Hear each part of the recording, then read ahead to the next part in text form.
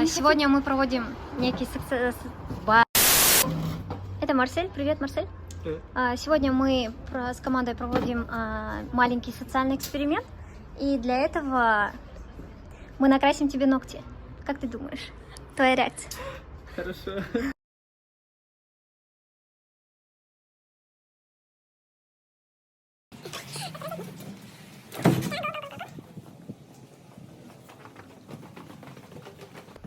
Подожди, чай. Блин, чай, мы не сделали чай. Можно мне тоже так? Что? Как он его? Это ты сам накрасил? Только что? Не сделали. Только что? Как вы думаете? Нормально? Видите? Круто.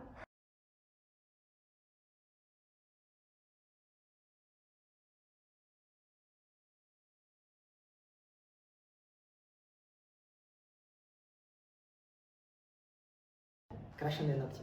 В принципе, ничего. Хорошие ребята, общительные. Я заметила то, что Марсель покрасил себе ногти. И для меня это было шоком. Да ничего такого. Все было как обычно, как кругом друзей и все. Изменение цвета ногтей у Марселя. С проблемой? Нормально, абсолютно. Да, чай наливал. Окей. Кто в твоем доме наливает чай? Ну, обычно это мама. Нет. Это должно кооперироваться между членами семьи. Дома, я думаю, и мужчина, и женщина, потому что у всех права одни же те. И девушка такой же человек, как и мужчина. Она тоже может работать.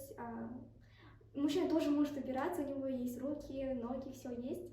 И я думаю, что они вместе должны разделить дела и все вместе делать.